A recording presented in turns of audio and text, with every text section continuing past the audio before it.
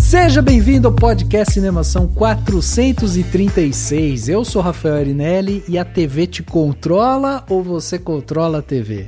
Meu nome é Fábio Lima e eu acho que os filmes são a única coisa que tem potência de mudar o mundo. Aí sim, aí sim. Eu sou Daniel Cury e eu não tenho saudade nenhuma da época das locadoras. Não, nem aquela nostalgiazinha de ir na locadora e pedir a dica pro atendente, assim? Então, você parava pra pensar, era tão mais difícil, era tão complexo, não precisa ter saudade. Foi legal, mas passou, que bom. Concordo com você. Eu também tenho que concordar.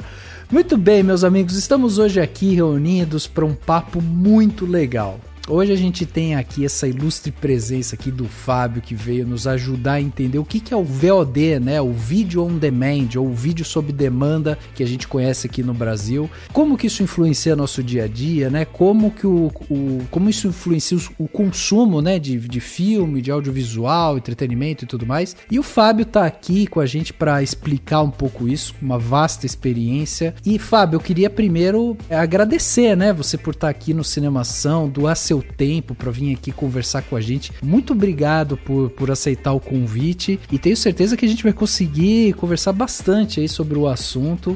Então, antes de tudo, só tenho que te agradecer. Eu que agradeço pelo convite, é sempre um prazer poder discutir cinema e, em especial, este momento, discutir essa transformação que estamos todos vivendo com a tecnologia, graças à tecnologia, esta revolução da distribuição e do acesso ao conteúdo, aos filmes, às séries, de produções de todas as partes do mundo. É sempre um prazer discutir estes assuntos e tudo que ele traz como desdobramento. Que legal, cara. Nossa, hoje eu tô empolgado para esse papo aqui. Vamos então bater esse papo aqui, mas logo depois do Panorama. Panorama.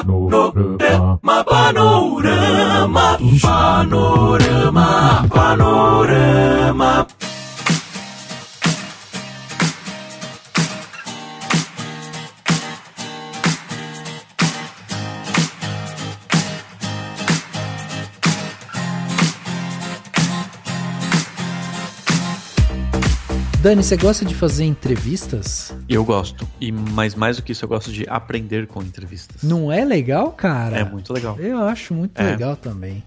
Quando a gente tem essas oportunidades de trazer uma pessoa aqui que tá com a mão na massa mesmo, sabe? Os operários do entretenimento. É mais legal. Aquela pessoa que você não sabe que existe, mas sem ela você não assiste o seu filminho. Exatamente. Cara, e hoje a gente tá aqui então para bater esse papo, né, com o Fábio. Já a gente vai entrar nesse conteúdo. O Fábio vai contar a história dele, vai falar sobre tudo que envolve, né, o trabalho dele e tal. Mas antes disso, né, é sempre bom a gente lembrar algumas coisas para você que tá aí ouvindo o podcast do Cinemação. E que a gente traz esse conteúdo para vocês com tanto carinho, então é importante a gente lembrar para que seja uma via de mão dupla, né? A gente produz o conteúdo e você ajuda a gente de alguma forma. A primeira delas é a seguinte: vai lá visitar o nosso site, o cinemação.com, o site novinho do Cinemação. Ele entrou no ar aí esse ano, então ele tá com layout novo, tá com muita coisa legal lá, além do conteúdo, né? Obviamente que a gente sempre tá publicando notícias, trailers, críticas, análises, dicas, explicação de tudo que envolve o audiovisual e o cinema. Aliás, vou fazer um destaque aqui para a minha própria pessoa, porque eu tenho uma coluna lá que se chama o Beabá Cinematográfico, e isso que a gente vai fazer hoje é uma espécie de beabá sonoro, né, cinematográfico, porque a gente vai entender um pouco, né, alguns trâmites ali de dentro do mercado cinematográfico.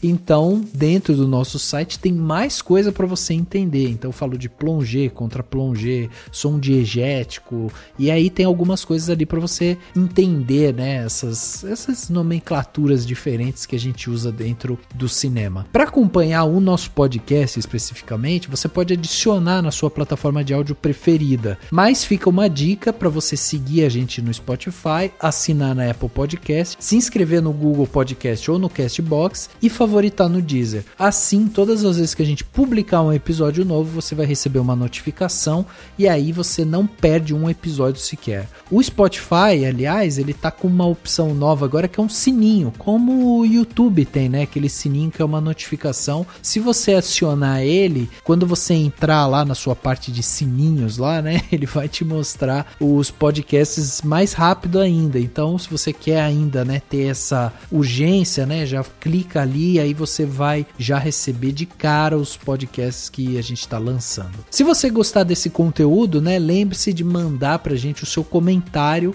através do nosso e-mail, contato@cinemação.com, ou no post desse podcast, né? Você vai encontrar um espaço lá para comentários. É com o seu feedback que a gente vai conseguir saber se a gente está fazendo um conteúdo de qualidade para vocês. E por fim, fica aqui também o convite para que você possa apoiar o Cinemação como um todo, né? Para isso, basta acessar a nossa página novinha também em folha, que é a página cinemação.com/contribua, ou clicar no botãozinho que está escrito lá contribua dentro do nosso site. Tem esse botãozinho, você clica lá, você vai para uma página específica que mostra todas as plataformas de financiamento que a gente faz parte. E lá você também vai poder ver quais são os nossos próximos passos, né, para todo o financiamento que a gente está recebendo, qual que é o destino que a gente vai dar para aquilo, quais que são os nossos objetivos. Agora, se você quer contribuir de forma unitária, nós oferecemos também o Pix do Cinemação. O nosso Pix é o nosso e-mail, a chave Pix é o contato@cinemação.com, e com esse Pix você pode fazer a doação no valor que você julgar necessário. Vale ressaltar, né, que toda contribuição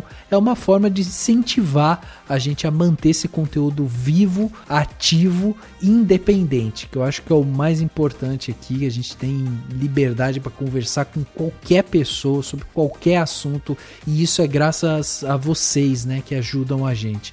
Então, se você gosta do conteúdo do Cinemação, se você consome esse conteúdo, considere sempre apoiar. E você pode mandar mensagens também pra gente, fazer comentários sobre os podcasts, como fez o William Tadeu de Souza, que comentou no último podcast 435 sobre O Culpado, né, o filme lá que estreou, que estava fazendo sucesso. A gente foi falar dele e ele comentou o seguinte: olá pessoal do Cinemação, eu pessoalmente gostei muito desse filme, não sabia que era um remake e vou ver o original em breve. Gosto muito desse tipo de filme, tanto que um dos meus top 5 preferidos é um filme que passou batido pelo episódio, Locke, de 2013, cujo único ator em cena é o Tom Hardy e o único cenário do filme é uma BMW X5. Um pessoal, achei sensacional, que o carro específico, ele falou. Pois é. Um pessoal muito bom faz as vozes, mas como dito no episódio, acho melhor descobrir depois quem são os atores que fazem as vozes. Fica a dica pra você e para os ouvintes. Daí ele mandou até o link do filme, mas a questão nem é essa, é que o Locke realmente é um filme muito bom, que eu lembro que eu gostei muito, e sim, a gente não comentou no Culpado como um desses filmes que tem um único cenário, né, que se passa num único lugar com um único ator. E muito legal que o William comentou sobre O Culpado. Então você ouve os nossos podcasts e comente também, porque a gente lê aqui e a gente adora receber comentários, é muito bom. Então comente que nem o William fez, e obrigado, William, pelo comentário e pela dica do filme, que é muito bom.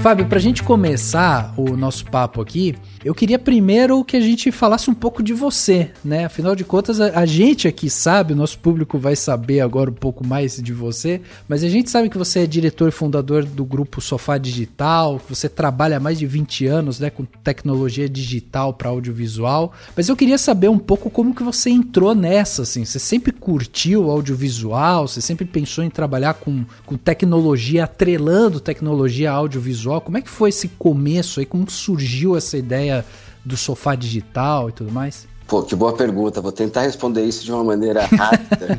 Não, aqui tem tempo. Vai no seu tempo. Porque, na verdade, nem é uma longa história. Eu estou há muito tempo olhando para isso, para distribuição digital. Na verdade, trabalhei a primeira vez com streaming em 2000. Comecei no finado site chamado Esportes Já. Nossa! Trabalhei na TV Terra também, no começo, na época que o streaming... Banda larga era 128K ou 256K, você precisava assinar o Speed. Nossa Senhora. Então, precisava ser razoavelmente rico, precisava ter um computador bom, uma placa de vídeo e o Speed. E eu comecei nesta época, tentando produzir conteúdo de vídeo para esses formatos, né? Eram vídeos curtos, era tudo muito complicado, então no Esporte Já a gente até tinha ali os programas de jornalismo. Começou justamente nas Olimpíadas do ano 2000, foi quando então a gente já tinha programa de rádio, programa de TV, né? Tudo muito, muito simples na época. No Terra cobria esportes também e fazia uma coisa muito engraçada para a época. Olhando hoje, né, que é tudo tão sofisticado, a gente tinha ali 5 televisões na redação, TVs 29 polegadas, aquelas antigas de tubo, cada uma gravando com uma câmera, com um gravadorzinho mini DV e gravando jogos, rodada do Brasileirão, tal, etc. Vários jogos ao mesmo tempo. A gente deixava várias TVs gravando ao mesmo tempo ali na mini DV, saía gol, eu corria lá, parava a fita, trocava a fita, levava a fita para a minha ilha, puxava, capturava o gol, editava o gol, Caraca. Fazia o encoding, publicava no servidor de Real Media na época e de Windows Media, com versões diferentes, e ainda na época não tinha nem CMS ainda lá no Terra, ainda editava o HTML na mão. Caraca. E publicava o gol. Isso, quando saía um gol na sequência do outro, era um terror, né? Porque aí tinha que parar, saía, pegava, trocava uma fita, voltava, fazia fila, era desesperador. Mas foi muito divertido. Tive ali a oportunidade de aprender bastante sobre servidor, né? Encoding, numa época que aquilo era tudo muito limitado.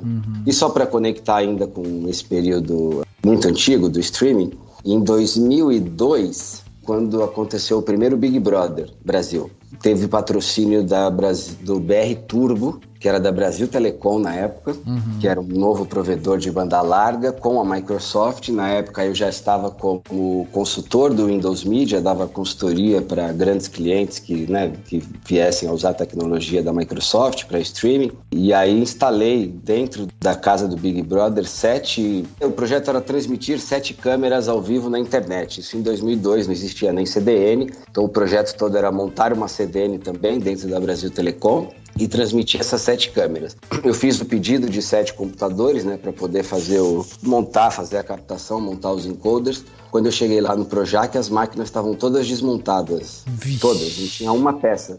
E nunca foi nunca foi assim, meu melhor trabalho, meu melhor desempenho montar máquina. Eu tive que montar 7 máquinas, instalar o Windows em todas as máquinas. Passei 6 horas dentro da central técnica do Big Brother. Mas a gente botou 7 sinais ao vivo, com 8.000 transmissões simultâneas, conexões simultâneas, a rede caiu. Hoje em dia qualquer pessoa faz uma transmissão da rua do Facebook, né, do celular, para milhares de pessoas, mas na época era essa a infraestrutura. Então eu comecei a trabalhar com streaming com uma infra muito, muito baixa. E o que me levou a isso, eu sou de São Caetano, sou do ABC, e é uma região muito industrial. Meu pai sempre foi ferramenteiro, trabalhou a vida inteira na GM, fez Jorge Street, mecânica, e o sonho dele é que eu e meu irmão, que a gente fizesse de qualquer maneira para poder ter uma profissão. Então eu fiz informática industrial, entrei em 92, puta que eu pariu, já são 30 anos. Nem precisa fazer o cálculo. Saí em 95. Então eu fiz, na época a ET era colégio, era tempo integral ainda, então aprendi muito ali na época de automação, não existia internet, então eu estudei programação e informática industrial numa época que não tinha internet. E fui fazer rádio e televisão, que esse sim era meu sonho, sempre foi meu sonho desde criança, queria... De qualquer maneira, trabalhar com televisão, mais do que cinema na época, até porque no Brasil, em especial no ABC, não tinha assim, essa cultura de cinema, não tinha cinema em São Caetano na infância, então fui pouco ao cinema. Então era muito ligado à TV. Fui fazer rádio e televisão na Metodista, e em 97, no meu penúltimo ano, no terceiro ano, tive aula com um professor de tecnologias de rádio e televisão, e ele já começou a falar do futuro da TV digital, que ia chegar, HDTV, TV digital, multiplexação de sinal, banda, e era totalmente grego para todo mundo da sala, menos para mim, porque eu tinha feito ali um técnico de informática. Sim. E achei aquele assunto, falei, opa, isso aqui realmente, se isso é o futuro, ninguém entendeu nada, só eu entendi, é nessa que eu vou. Eu queria ser roteirista, entendeu? Queria ser outra coisa, roteirista, queria, sei lá, dirigir novela, coisas do tipo. E ali eu falei, não, esse aqui é o caminho. Aí, eu tava no auge ali, em 97, 98, já era o boom da internet, né? Já tava ali, bolha, site para todo lado, e o futuro era isso. Aí na sequência já veio uma conversa de que, por isso que as empresas de mídia todas cresceram, né? Porque o futuro da mídia era digital, a TV na internet, aí virou uma loucura toda. Eu embarquei nessa onda ali, óbvio, era muito começo, né? Mas foi essa a razão, na verdade. E aí foi um pouco de sorte, né? Ter essa combinação de ter estudado tecnologia, colégio técnico, e depois de buscar uma formação de comunicação. Então acabou sendo uma coincidência muito feliz, e eu embarquei nessa, engajei desde o começo. Eu nunca fiz outra coisa da minha vida, trabalho com isso desde que saí da faculdade. Cara, que interessante. É interessante de ver como você migrou de uma coisa muito mais voltado para exatas e foi para uma coisa de humanas, e aí no final das contas você acabou mesclando as duas coisas, né? Então, muito legal mesmo essa trajetória. E quando você falou que você estava lá trabalhando no site lá, né, de TV, de esporte. No Esporte Já. No Esporte Já, isso. Nessa época você estava, era um estágio, eles já estavam nessa onda do streaming, assim, então para você foi meio que, bom, vou ver na prática aquilo que meu professor falou, assim? Não. Era bem mais mambembe do que isso. Entendi. Não, porque vou te contar, então, porque foi assim. Eu cheguei para ser entrevistado às 2h. A Olimpíada já tinha começado. Já tinha um dia. Aí às 2h eu fui entrevistado, aí o cara perguntou o que eu fazia, eu estudei, fiz rádio e TV, ele perguntou, sabe operar câmera? Sabe fazer encoding? Sei. Sabe publicar no servidor? Sei. Ele falou, você tá contratado. Eu falei, sério? Pô, quando eu começo? Ele, hoje, tem um programa 6 ao vivo.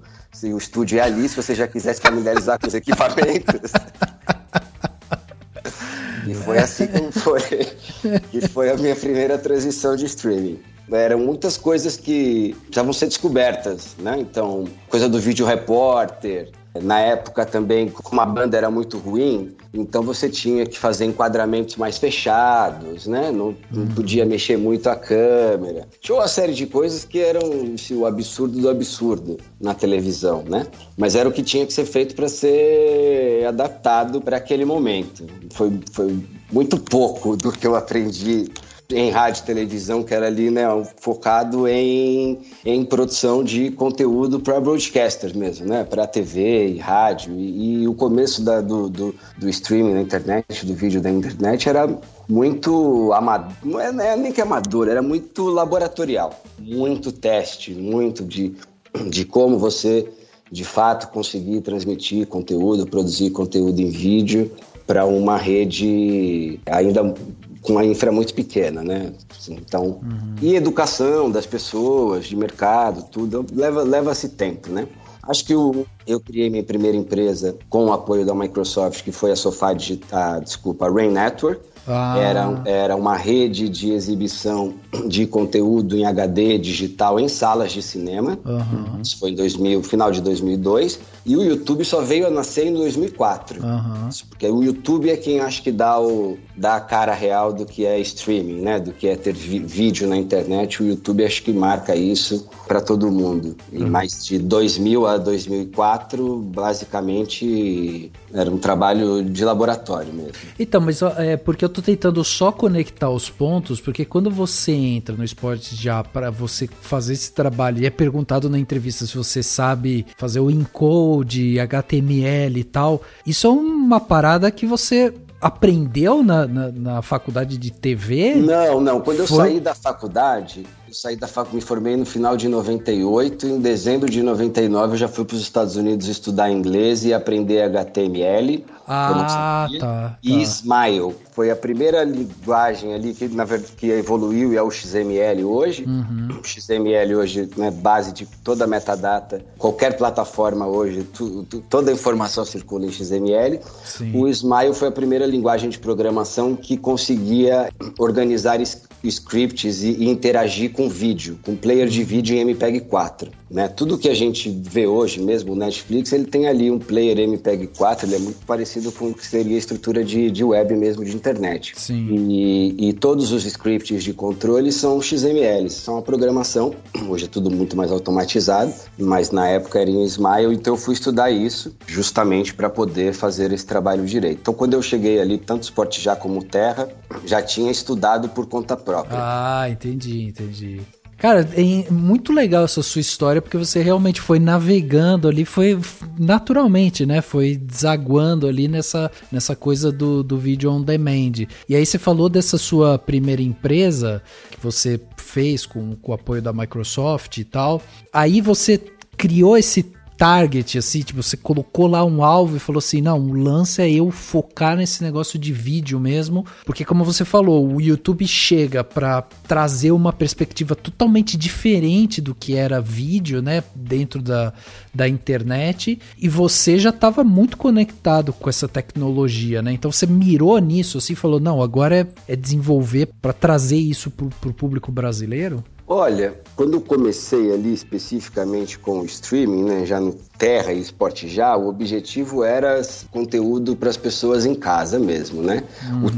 O termo vídeo on demand já existia nessa época. Ele é de 99. Então já tinha esse olhar assim de que isso aconteceria, né? Uhum. Em algum momento, e já tinham ali alguns testes em hotéis que já usavam esse termo como vídeo on demand. Então já tinha esse olhar que isso ia acontecer em algum momento. Mas como a infra era muito ruim, então embora eu estivesse ali olhando para isso, e eu já dava consultoria para a Microsoft na época, né? Então eu participei de um projeto lá em Redmond, na sede da Microsoft, quando eles estavam desenvolvendo o Windows Media 9, em 2002. Seria o primeiro codec de MPEG-4 a rodar em HD. E na época rodar um arquivo em HD no computador com placa de vídeo, eram super computadores para a época, né?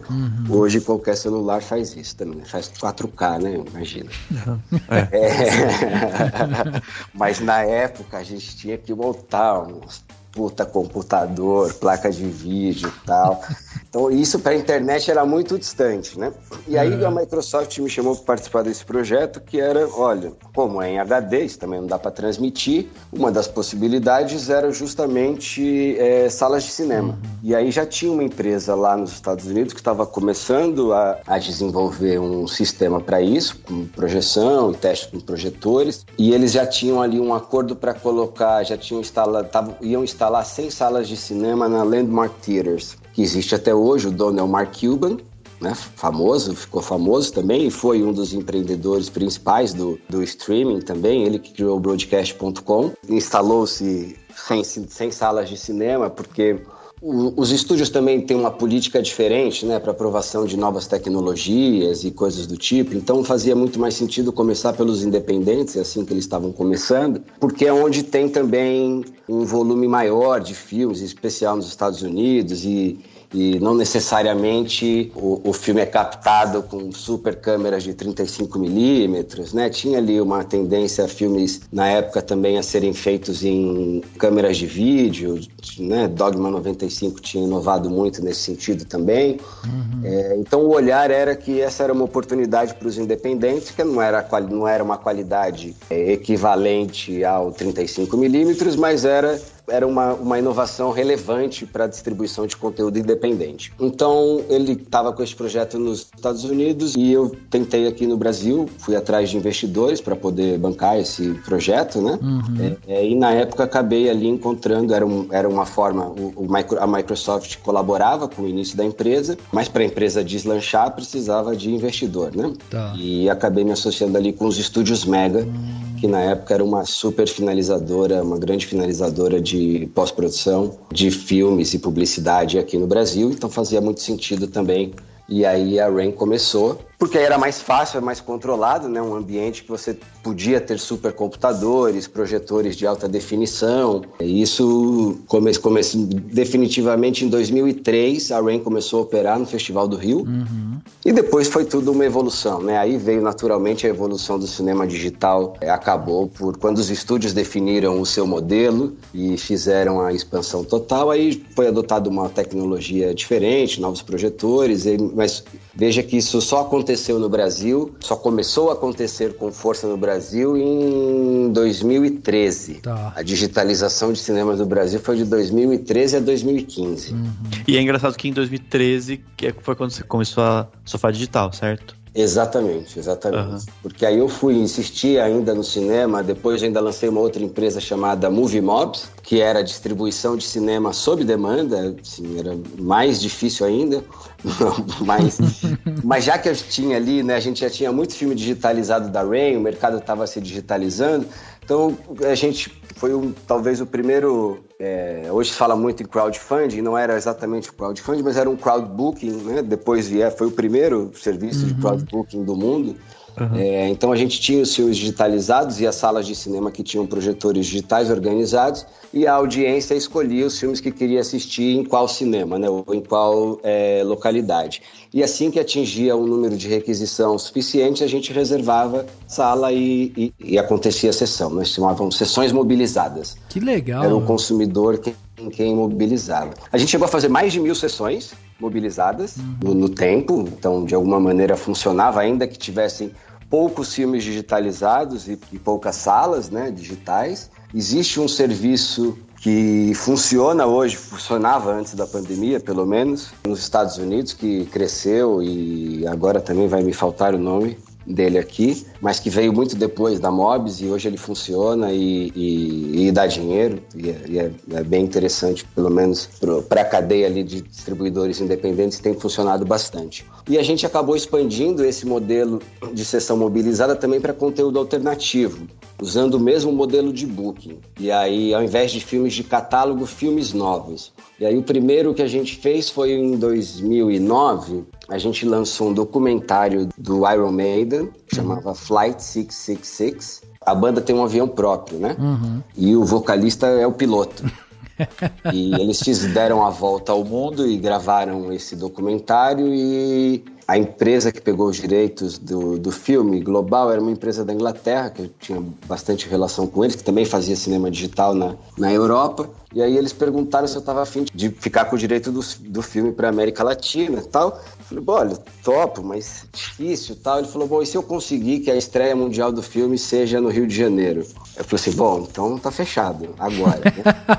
Aí a gente fez uma sessão, a premiere mundial do filme com a banda foi no Rio de Janeiro, no Odeon, a sala lotada, assim, eu achei que ia morrer nesse dia, porque imagina, a sala cabiam 500 pessoas e tinham 3.000 pessoas do lado de fora, todo mundo de preto, gritando. Quando eles desceram do carro, a banda desceu, assim, foi uma loucura, parecia final de campeonato no Maracanã, foi enlouquecedor. Bom, foi maravilhoso e a gente fez um modelo de distribuição que foi, os fãs tinham que demandar. Então a gente disponibilizou, disse, ó, cinemas, né, o filme, cinemas, e a gente lançou o filme na América Latina inteira neste modelo. Lançamos o filme num dia, lançamos ele às 23h58, né, 2 Minutes to Midnight, em homenagem a uma música deles.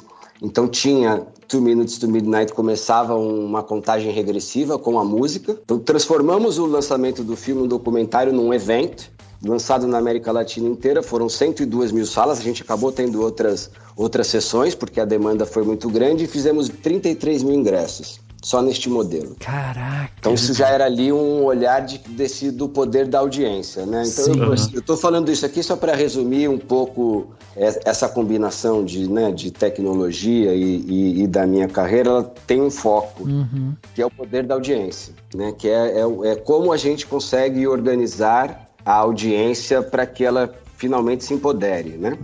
Em todos os sentidos.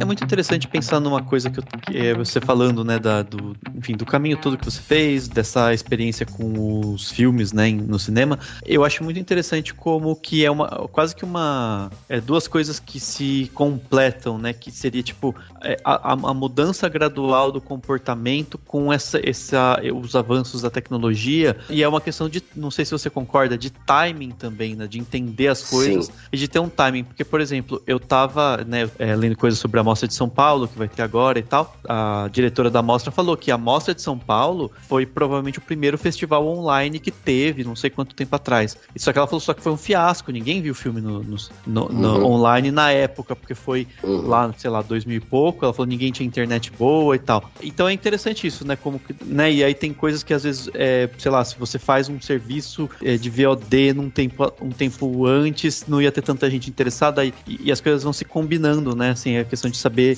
ver, né, a situação, né, como um todo, né? Bom, eu tô aqui, né, estou na Sofá Digital, né, criei a Sofá Digital em 2013 e nela estou e ela segue crescendo, mas eu acabei de te contar duas outras histórias que, embora tenham sido muito importantes, não foram de sucesso no final delas, né? Porque foram no timing errado. E o timing é tudo, não tenha dúvida. Então, de alguma maneira também já sofri bastante com ansiedade, né, e com querer fazer as coisas, ou com vislumbrar algo que ninguém mais vê, que também é outra dificuldade, né? Tudo que está acontecendo hoje, para quem já trabalha com isso, que trabalha profundamente com isso, que era meu caso ali, desde o começo dos anos 2000, era meio previsível. Não que as empresas estariam neste momento, né? Mas que a tecnologia nos levaria aonde estamos, né? Mas isso era muito chocante, né? Era assim, motivo de piada praticamente, né? Na minha família era basicamente motivo de piada. Faz parte, eu também tive que conviver com isso esse tempo todo. E agora todo mundo tem Netflix em casa.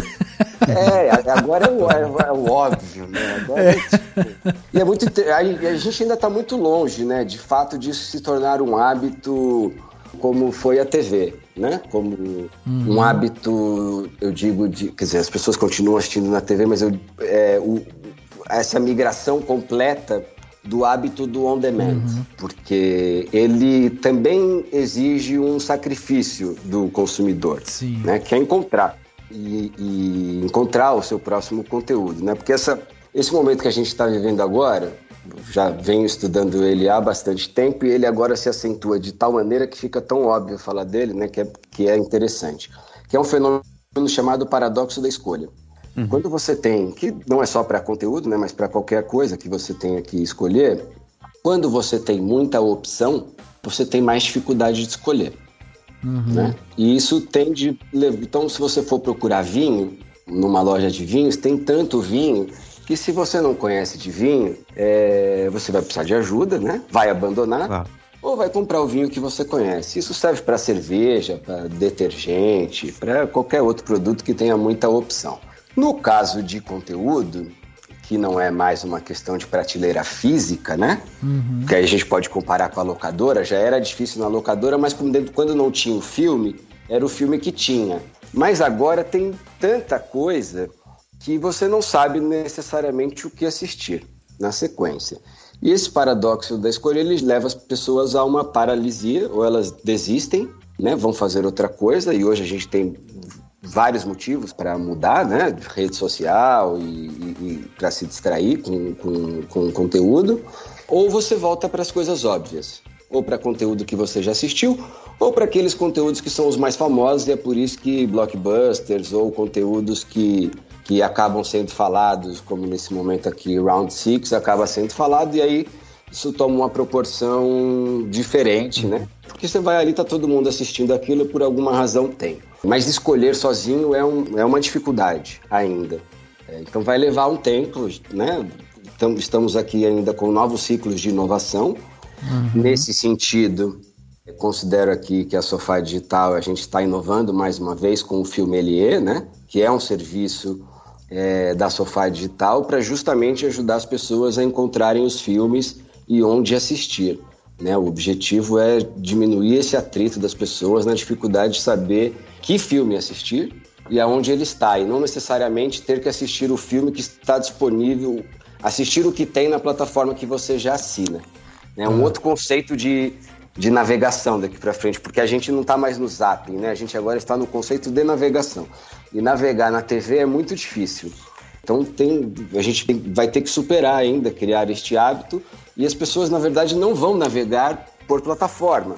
A tendência, e a inteligência artificial vai ajudar, né? Serviços como o Filmelier, de recomendação, ou algoritmos que funcionem. Eu não acredito muito em algoritmos de uma única plataforma, depois a gente pode falar sobre isso, mas de alguma maneira cada pessoa vai ter ali diferentes formas de navegar por conteúdo de interesse, independente da plataforma.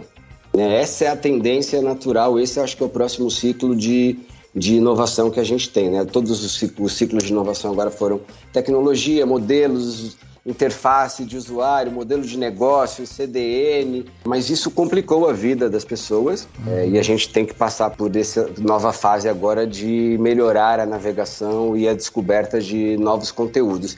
E soma-se a isso a inclusão de muita gente que ainda não está nesse hábito, né? Do consumo sob demanda. A TV paga no Brasil não chegou a ter mais de 20 milhões de assinantes, né?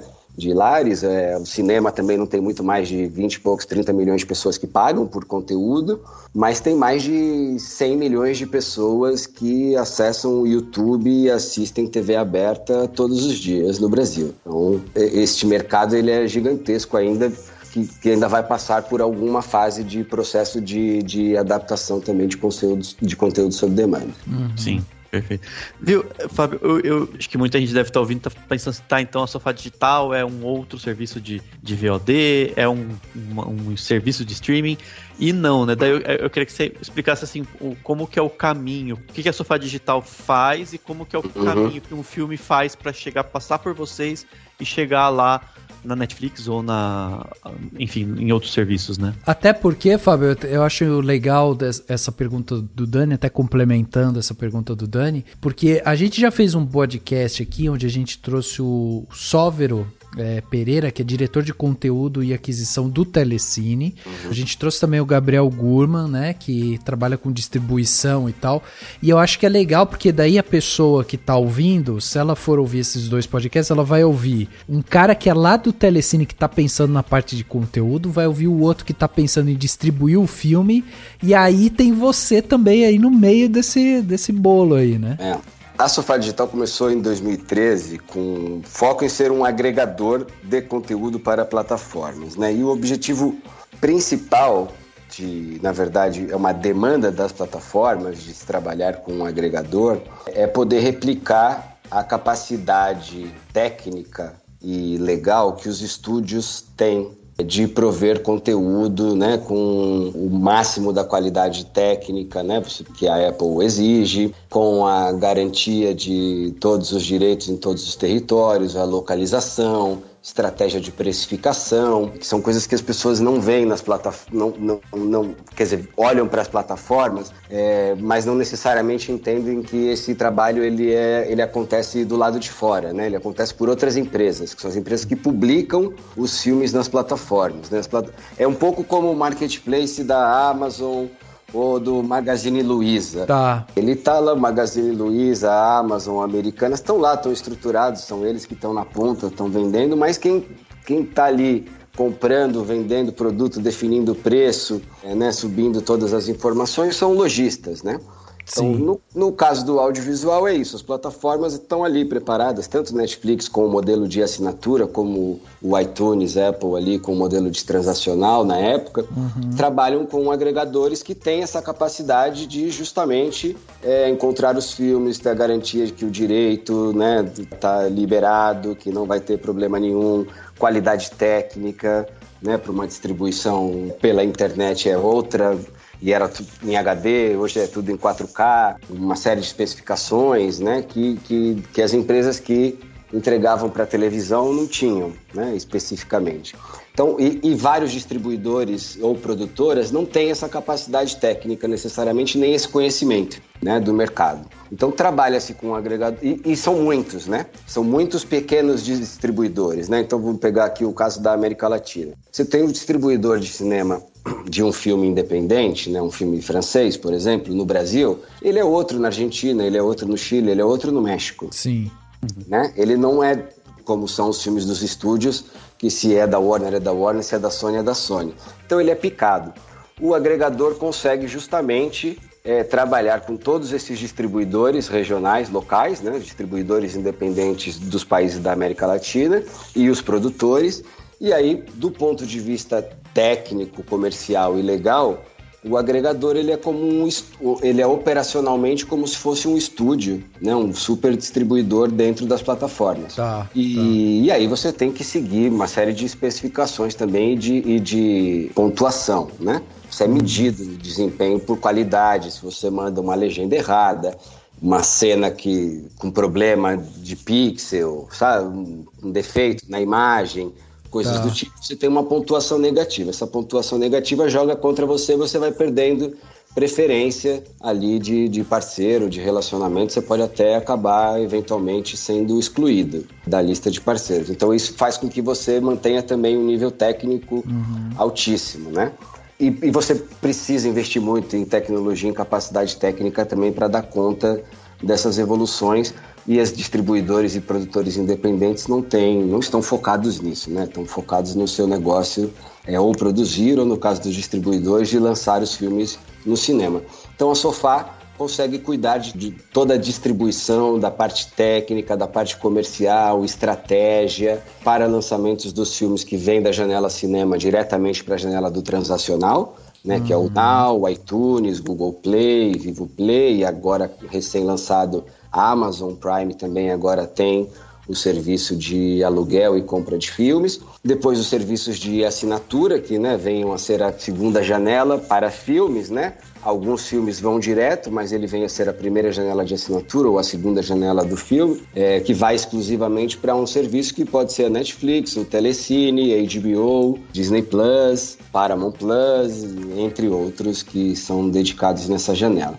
E recentemente, aqui no mercado brasileiro, já se iniciou um modelo de publicidade, né? O AVOD, o AVOD, Advertising Video On Demand, que é conteúdo gratuito que as pessoas assistem com inserção de publicidade, como era a TV aberta, só que agora com centenas ou milhares, em breve, milhares de canais e conteúdo diversos, né? A TV aberta sempre foi muito restrita, tem uma audiência muito grande, mas tem uma quantidade de conteúdo muito restrito e o AVOD está chegando aí para ocupar esse espaço com muita força.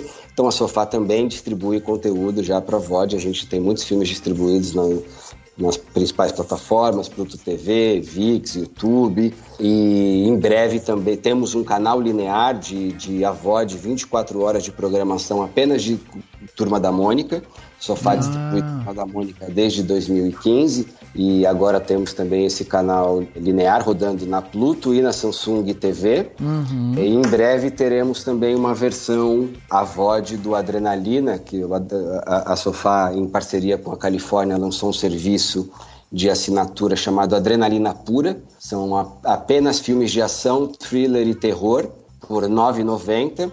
E é um serviço, é um SVOD que não tem um app, né? Diferente de Netflix e HBO, ele é hospedado dentro de super plataformas. Então ele está lá, o channel, né? Ele está dentro do Apple TV Channels, dentro do Now, dentro de Amazon.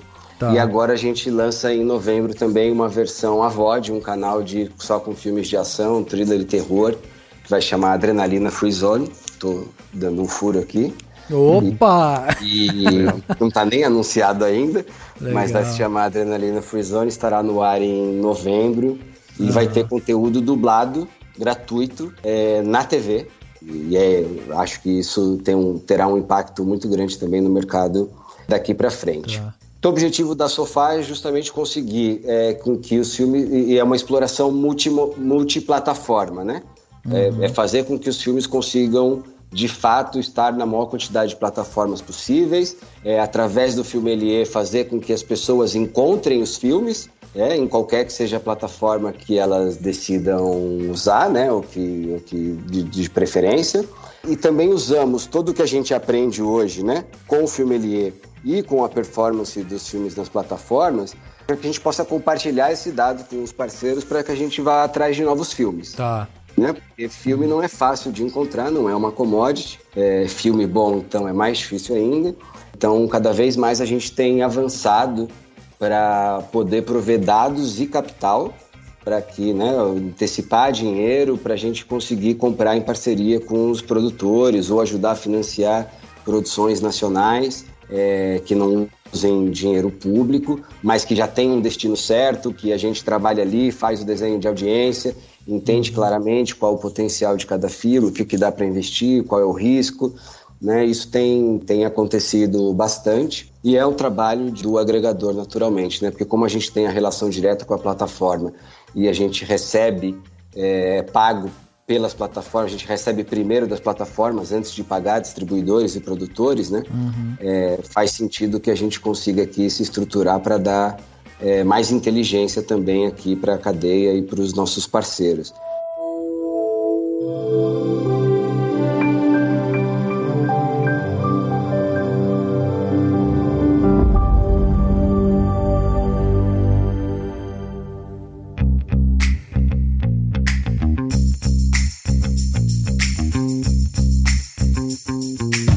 Só pra gente deixar uma coisa bem clara aqui, porque eu acho que às vezes a quantidade de siglas e nomes pode confundir, né, os nossos ouvintes. Então só pra gente deixar claro, o VOD, Video On Demand, ele é diferente do streaming, porque quando a gente fala também, a gente fala sobre guerra dos streamings e tal. Qual que é a diferença de VOD e streaming? Bom, o certo era ser só VOD, tá? Perfeito. Streaming acaba que está sendo usado porque é a tecnologia de transmissão. De transmissão, tá? Então você é um streaming porque ele é uma requisição única e o servidor vai te enviando esses pacotes de dados à medida que você vai consumindo. Então é uma evolução técnica da transferência de arquivos, tá? Antigamente você tinha que baixar o arquivo inteiro antes de dar play. É a solução para que você vá consumindo o pacote à medida que você vá assistindo, né? No tempo, né? Então é por isso que a gente tem ali, sei lá, por isso que se mede a banda por megabits por segundo, né? 1 megabits por segundo, 10 megabits por segundo. Então o streaming, se você tem uma banda de 10 megabits, o streaming tem que ser menor do que 10 megabits, para que você veja o filme sem interrupção. Tá. Então você comprime o filme para que ele trafegue nesta faixa de banda. Né? Agora, menos de 10 megabits por segundo, você não transmite um filme em 4K. Tá. Né? Você precisa estar com 40 megabits por segundo. Né? Então você vai ter o encoding e ele vai sendo transmitido. Então o streaming é a tecnologia de transmissão. Tá. VOD, né? É o Video On Demand, é o modelo de negócio. É o fato de você escolher o conteúdo, assistir o conteúdo a hora que você quer. Ainda que, a hora que você escolha, a tecnologia de transmissão será por streaming, porque você não vai fazer o download deste filme. Perfeito. Né? Então o ato de escolher um filme, o negócio como um todo, ele é um on demand. Chama-se de streaming porque aí vira um hábito americano, né? Faz o streaming, porque já é um verbo ali, você stream o conteúdo. Então ele está confuso aqui no Brasil, como já foram vários outros termos que ficaram mal traduzidos. Mas o negócio é VOD. Streaming é tecnologia. É tecnologia, tá. E aí dentro do VOD a gente tem essas subcategorias que a gente poderia dizer assim, que é como você falou, que agora tem o VOD, né? Que é o Video Advertising on Demand. Tem também um que eu não sei se chegou no Brasil, mas que é o SVOD, né? Que é o... SVOD é o de assinatura, subscription, é o de assinatura, né? O Netflix. Tá. Aí a gente divide em VOD. Temos 3 modelos de negócio. Você pode alugar ou comprar um filme. Esse é um modelo avulso. Isso é chamado de transacional.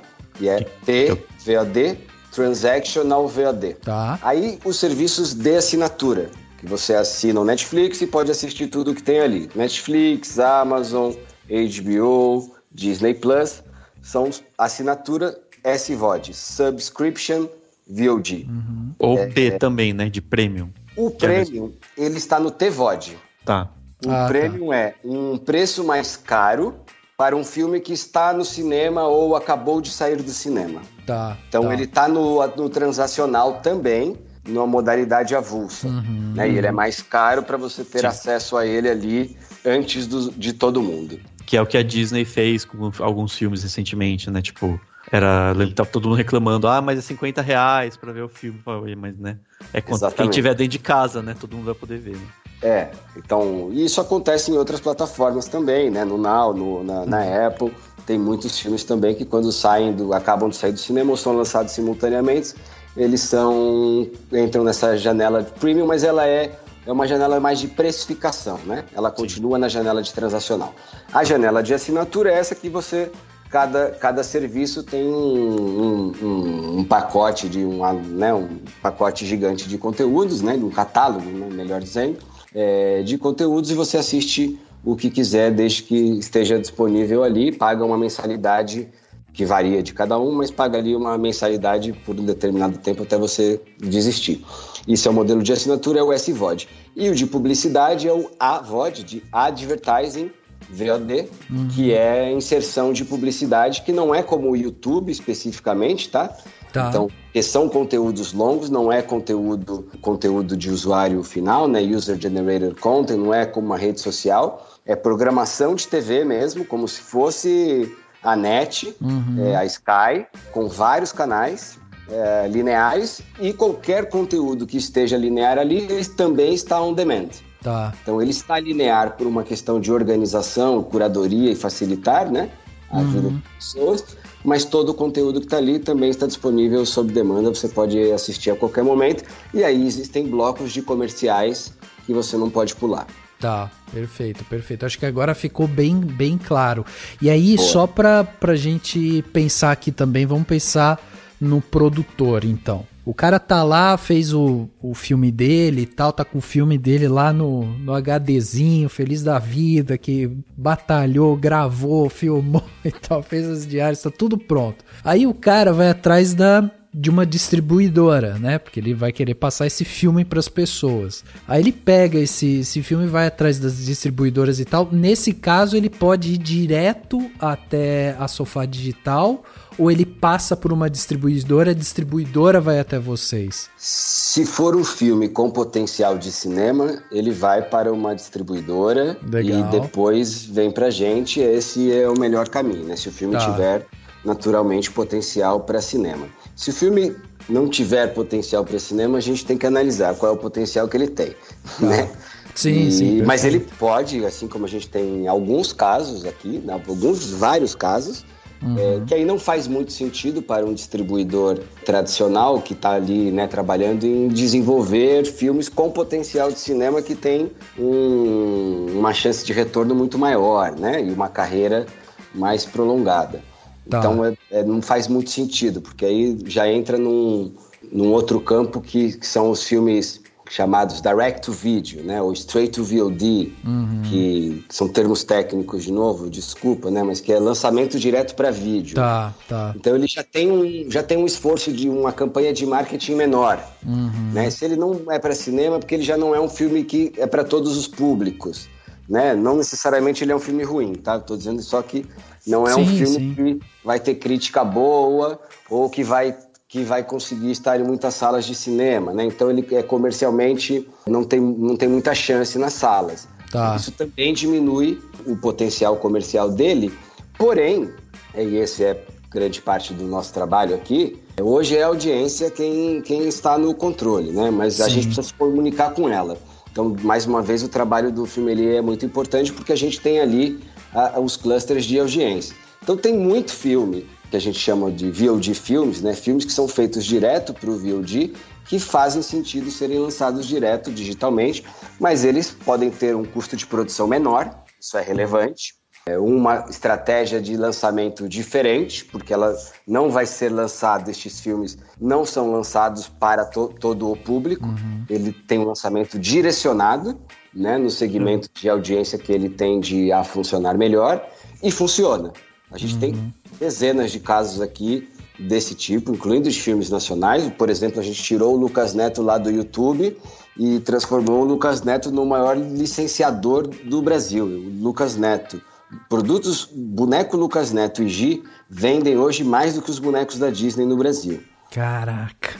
Ele era um youtuber e a gente já fez 14 filmes com ele. Nesse modelo de filmes que vão direto para o VOD. Tá.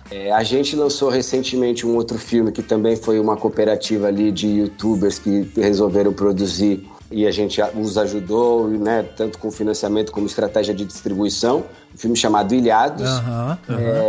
E o filme, eles têm audiência própria, então é um filme que passa desapercebido do grande público, né, ou da grande mídia, mas o filme ficou 3 semanas como o filme mais alugado em todas as plataformas, no Now, iTunes e Google. Recentemente ele entrou no Netflix e ele ficou 3 semanas no top 10 de filmes mais assistidos do Netflix. Caraca, incrível. Com uma audiência própria.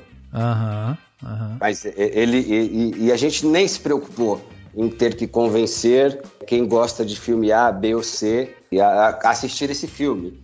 Entende? Ele já não tem relevância, mas aí a gente consegue focar todo o esforço de comunicação na audiência correta e ela responde, ainda que passe desapercebido para a maioria das pessoas. É na hora do ranking que você consegue ver, né, que ele tem tração e no retorno comercial, né, porque aí os filmes acabam dando lucro. A gente acabou não entrando muito numa área que tipo daria um podcast inteiro, né? Que é a questão da regulamentação, né? Que é as questões técnicas, né? Amplas de Condecine com coisa. Mas só pra deixar, viu, Fábio, no ar aí pra gente, quem sabe, um próximo episódio pra gente discutir isso. Verdade. Até se você quiser fazer uma coisa curta agora, assim... Porque este momento especificamente caiu a tal da Condecine título que tava lá pendurada, que a Ancine tinha feito uma cagada, ela caiu lá, o veto daqui, veto da lá, caiu. Faz umas 3 semanas ela caiu, não existe mais, tá? Mas, óbvio, continua aí a pauta da regulação, porque virou uma salada.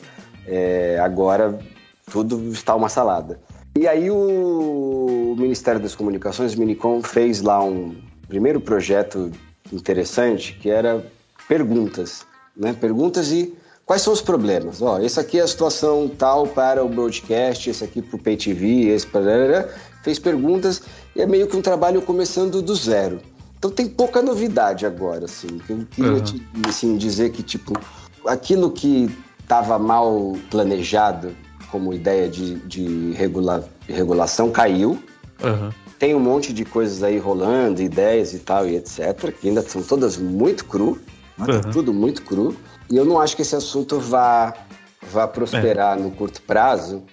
Mas eu posso, o que eu brigarei daqui para frente, né, para responder, porque a gente está num paradigma novo, ponto, né? Então temos que regular olhando para frente e que a gente deveria regular do ponto de vista de garantir um ambiente concorrencial que permita com que possam haver várias plataformas, várias produtoras e distribuidores, que é algo que não foi feito antes. E aí, quando a gente não garante um ambiente concorrencial, a gente precisa ficar fazendo intervencionismo, precisa correr atrás da cagada que fez, né? Quando você privilegia um ou outro, né, ou nichos, isso vai criando distorções no tempo e aí você começa a regular para tentar, na verdade, tampar um cano furado, né? Ao invés de fazer um encanamento novo. Então, você fica remendando o cano.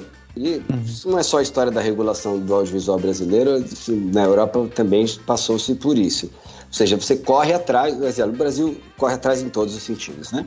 Nesse sentido, porque é muito intervencionismo aqui o tempo inteiro, aí então fica toda hora tentando corrigir cagada anterior, né? E aí vai piorando. O olhar de regulação daqui para frente, ele tem que ter este olhar, que ele garanta um ambiente concorrencial entre as plataformas, sem privilégios para ninguém, um ambiente concorrencial entre os distribuidores e os produtores nacionais. Isso significa que sim, existe um privilégio do conteúdo.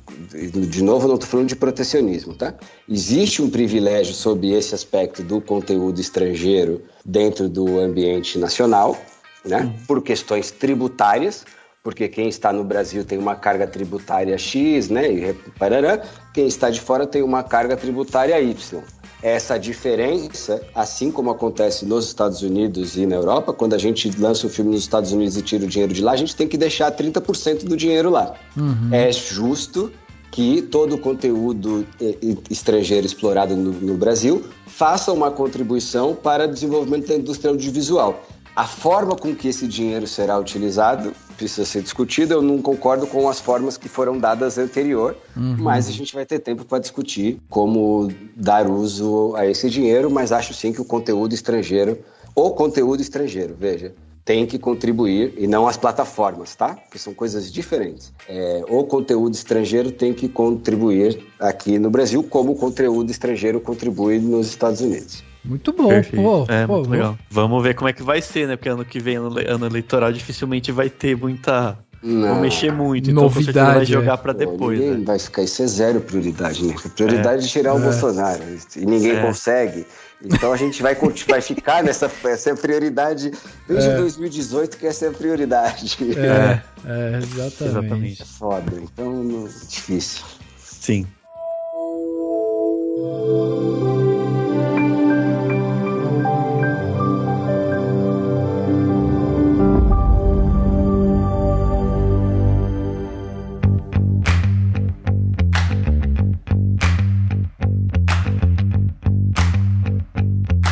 Vou te dar um exemplo bem idiota aqui, mas só pra gente deixar também claro pro ouvinte, né? Então, vamos supor aqui, ó, eu sou a Rafael, fiz meu filme, e meu filme foi um sucesso nos festivais de cinema e tudo mais. Aí eu cheguei lá na Cury Distribuidoras, cujo dono é o Daniel. Cheguei ali e falei pra ele, cara, tem o meu filme aqui, ó, quero colocar isso nos streamings aí, né, na Netflix, quero vender esse negócio aí.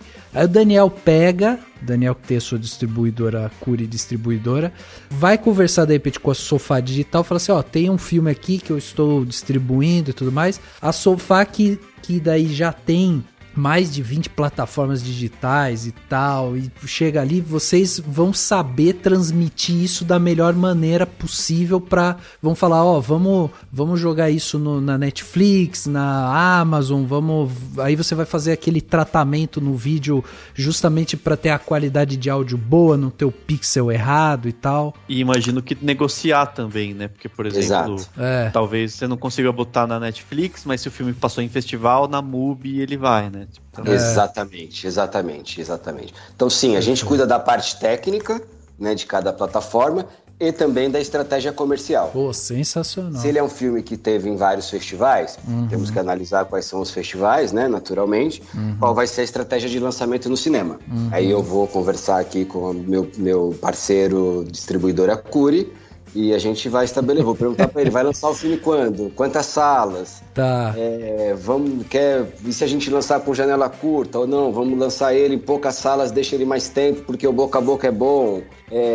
Entendeu? Aí a gente vai lança ele no transacional, porque se é um filme que teve tem festival e tem imprensa, sim, existe um público para ele no transacional, né? Então vamos lançar ele no iTunes, no Now, óbvio, não vai vender como vende um filme da Disney nem o Lucas Neto, mas é uma receita super importante para um filme independente, né? De festival. E aí depois talvez a melhor plataforma para ele não seja o Netflix, depende do filme, se for um conteúdo nacional, talvez vá para a HBO, que tem uma programação mais sofisticada e cabem filmes de festival, né? No Netflix e na Globoplay já são filmes mais populares. tem que definir a melhor estratégia também. É importante entender a audiência de cada serviço e o perfil do usuário de cada serviço também para poder fazer a negociação correta e a melhor estratégia. Só uma coisa também, Fábio, você falou questão de produtos nacionais, né, filmes nacionais, sem dinheiro público, seria sem sem passar pelas estratégias de produção da Ancine. Isso são só em alguns casos, né? Assim, tipo, eu queria que você me falasse sobre as diferenças, assim, tem questão de exigências, tipo, se eu conseguir fazer meu filme por leis de incentivo, eu tenho que ir pro cinema, ou eu tenho uma estratégia diferente, que vocês têm que lidar de maneira diferente, ou não? Enfim, ou você estava falando de outra coisa, assim, talvez. Não, estava falando disso mesmo, estava dizendo que no nosso caso, nós também estamos, né, financiando filmes nacionais, usando toda a nossa inteligência agora e o conhecimento, e eles são sem dinheiro público por algumas razões. Primeiro, que não tem mais, né? Segundo, que não tem a velocidade que o mercado demanda neste momento. Terceiro, que sim, ele é carimbado, né? O dinheiro público, ele tem esse carimbo. Então, ele na lei, é uma loucura isso, mas ele é uma obra cinematográfica. Está escrito na lei, que foi escrita na década de 90. Se ele é uma obra cinematográfica, ele tem que ser um filme que vai para o cinema. Então, a Ancine exige que alguns filmes que são investidos como obra cinematográfica, né, eu tenho alguns editais, eles sejam primeiro para a sala de cinema. Se eles não forem filmes para a primeira janela sala de cinema, eles são considerados telefilmes. E aí a primeira janela dele tem que ser um canal de televisão paga, que teve que usar o recurso do benefício fiscal do dinheiro que ele remeteria para o exterior para colocar na obra. Ou seja, resumindo, é uma forma, tem sua complexidade, né? Teve sua utilidade, mas ele exclui o digital. A Sofá Digital sempre foi excluída de qualquer benefício fiscal. Aliás, pelo contrário, foi muito prejudicado com a política de combate ao VOD, com a tentativa de gerar uma condecine desnecessária, que dificultou e atrasou o mercado. Então a gente nunca teve acesso e agora o mercado tomou outra dinâmica, tem uma velocidade diferente e vai ser muito difícil que o dinheiro público consiga acompanhar, né? Vai precisar de muito trabalho para estabelecer uma nova política de um futuro uso do dinheiro público na velocidade que o mercado demanda hoje. E a gente, então, acabou, obviamente, por consequência de como as coisas se desenrolaram, né, no Brasil, a gente nunca usou dinheiro público e, aliás, nunca usei nenhuma outra empresa que eu tive. E agora a gente acredita também que é um momento que o dinheiro privado funciona. Também não estou dizendo que o dinheiro privado funcionaria antes, não, tá? Mas é que o mercado tomou uma dinâmica, a tecnologia avançou, né? Uma série de coisas, dados, capital, open banking, blockchain, Bitcoin. É mais fácil de você trazer outros modelos e financiar hoje conteúdo com dinheiro privado. Não que seja, de novo, óbvio, né? E que seja sem riscos, como era a possibilidade de produzir com dinheiro público, né? Se der errado aqui, perderemos dinheiro. Nós e os próximos que estão fazendo isso, assim como o Gabriel Gurman também, né? Já deve ter contado aqui a experiência deles, também estão investindo dinheiro bom, né? Dinheiro de capital privado em produção nacional. Sim. É o caminho. Tem muito que avançar ainda, mas existe uma demanda muito grande por conteúdo nacional. E à medida que o mercado avance e ele vá se estruturando, pelo menos os produtos que tenham saída comercial, eles deverão seguir este modelo, né? E aí, obviamente, ainda deve existir políticas públicas, se não for uma da Ancine federal, deverá haver outras políticas de incentivo a filmes que ainda têm alguma dificuldade de financiamento. Porém, o que eu acho importante é que a gente pudesse abrir a cabeça para este momento e não olhar para, de novo, eu estou financiando um filme ou uma série de TV, né? Ou financiando um produto. O olhar deveria ser, eu estou financiando um criador.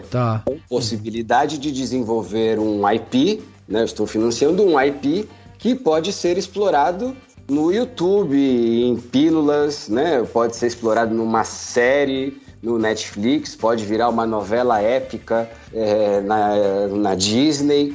X, pode qualquer coisa, né? Mas acho que este momento, além de tudo, ele traz essa quebra de paradigma forçada e que vai pressionar todas as pessoas envolvidas na indústria, as autoridades públicas a terem um olhar diferente, porque não adianta fazer o que foi feito antes que não vai funcionar. Legal. E aí deixa eu te perguntar então sobre essa questão da situação atual, né? A gente tá passando ainda, né, pela questão da pandemia e tudo mais, e a gente teve um gap, vamos dizer assim, né? Um espaço ali onde ficou aquela discussão sobre os filmes que iam estrear no cinema, daí não estreia no cinema, segura, aí o filme fica na mão lá do produtor, do distribuidor, aí começam a falar, não, então vamos colocar nas plataformas, aí não coloca, aí o diretor não quer que coloque na plataforma, ficou essa brigaiada toda por conta da pandemia. Como é que você viu, né, essa situação toda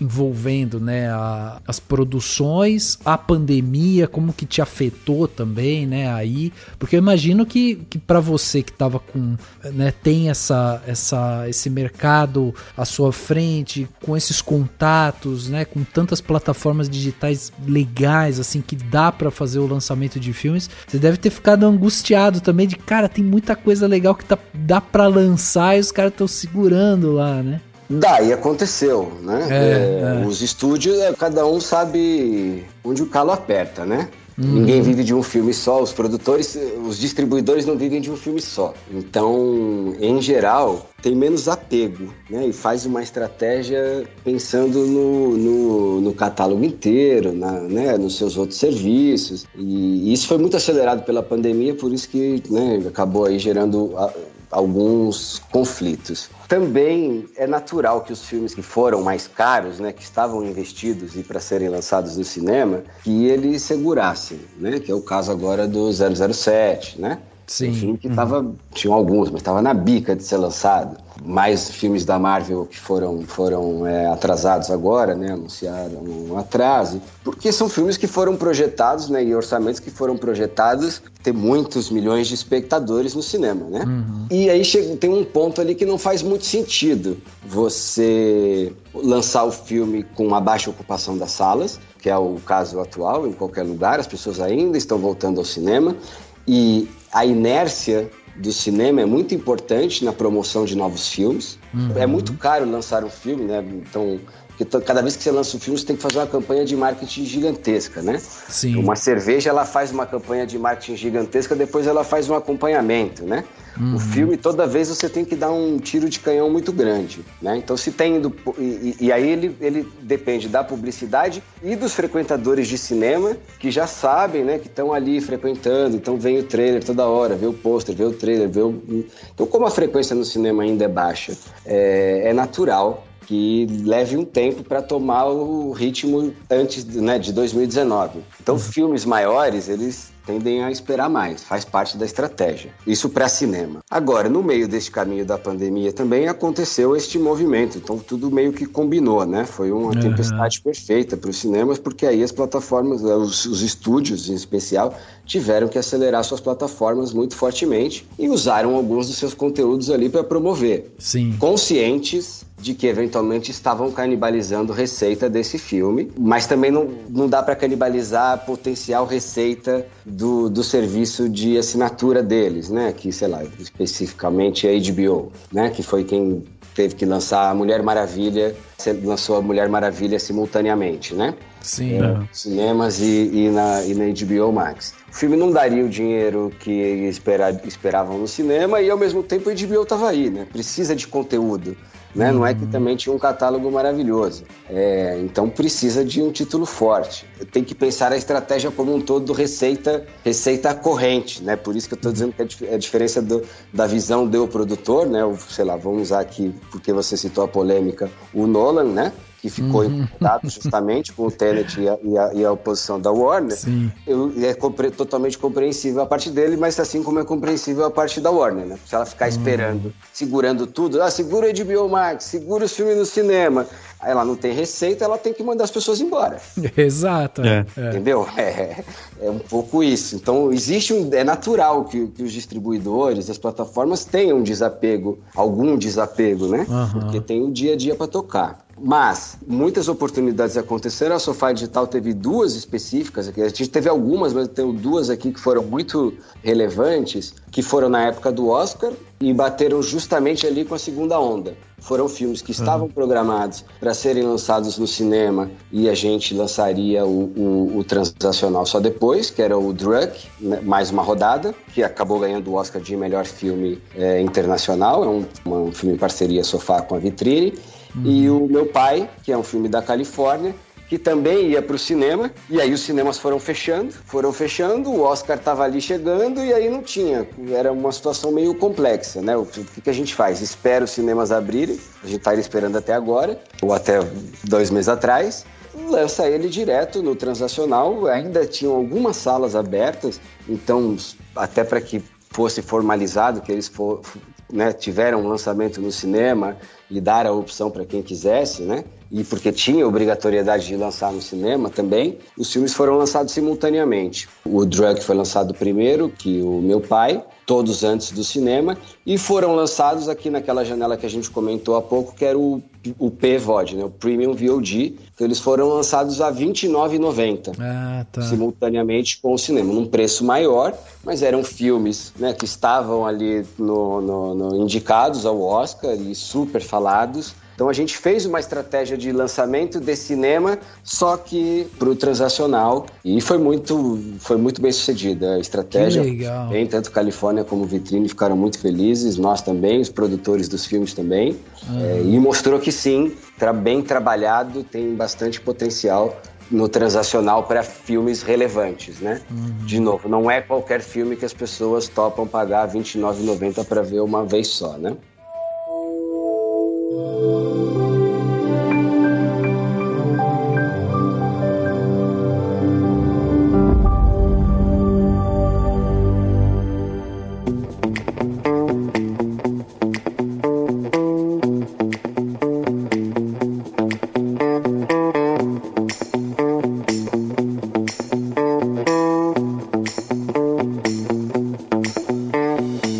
É isso que eu acho legal mesmo, assim, que nem você citou do Ilhados e dos filmes lá do Lucas Neto, eles têm um público muito específico também de criança, adolescente, né, no caso do Ilhados. E eu fico pensando nisso, assim, como que é realmente a coisa do entender o público, onde ele tá, e também imagino que tenha filmes específicos, né, sei lá, tipo, terror, eu acho que é um gênero que tem público mesmo para aquele filme mais diferente ou de países diferentes, enquanto que deve ter produção que deve ser mais complicado, né, de achar um espaço ou de, sei lá, de navegar, porque daí é isso, ou ele precisa ir pro SVOD, ou, né, pouca gente vai estar disposta a pagar por ele num premium, ou enfim, numa coisa que seja só você pagar, sei lá, um valor pra ver uma vez só, né.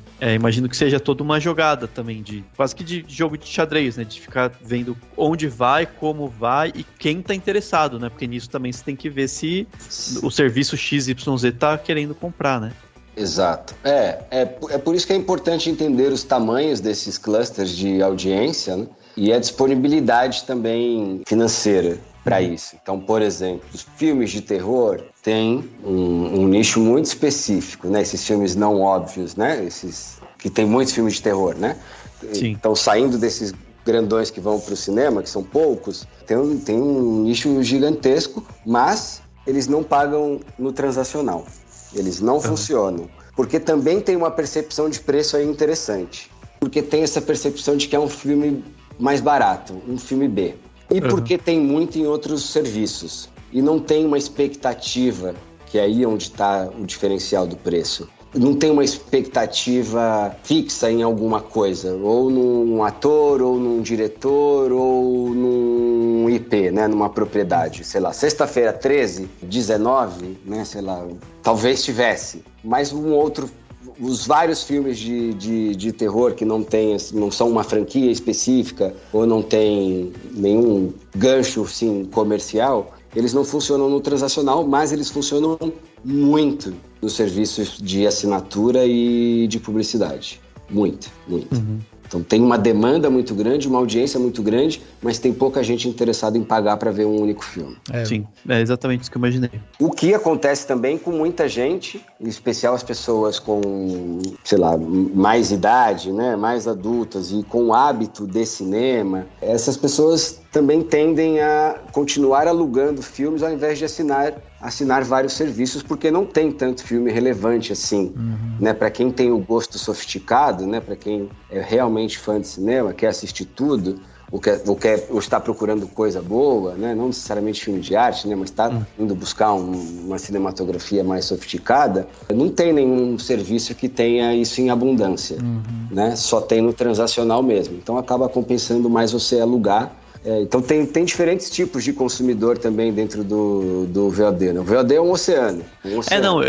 Por exemplo, eu mesmo, se eu tenho um filme que eu quero ver, porque eu quero, sei lá, tô estudando um diretor, tô pensando, né, a gente vai fazer um podcast sobre um tema específico e tal, eu pago numa boa, assim, sabe, um valor, né, que não seja R$50, mas um valor razoável, várias vezes. Eu vou às vezes tá no YouTube, você entra, né, vai pesquisar onde tá, ele tá no YouTube, tá no Google Play, né, enfim, filme por filme e tal.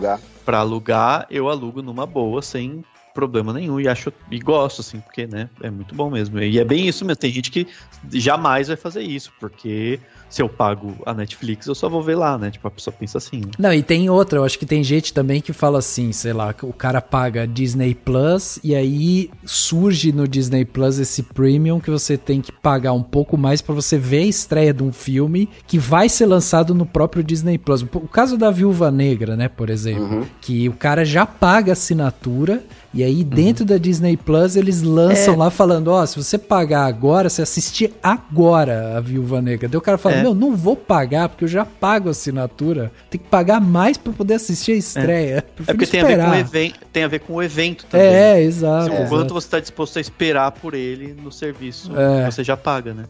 Mas as pessoas pagam. Pagam.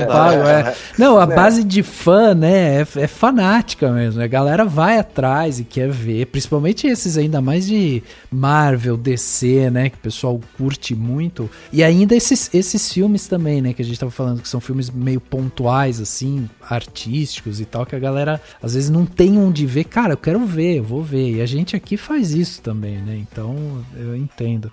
Eu queria fazer 2 perguntas pra você. A primeira é uma mais prática, assim, porque eu imagino o nosso público, quem ouve o Cinemação, é uma galera que curte entender o mercado, pensa em trabalhar no mercado também, entender o mercado e tudo mais.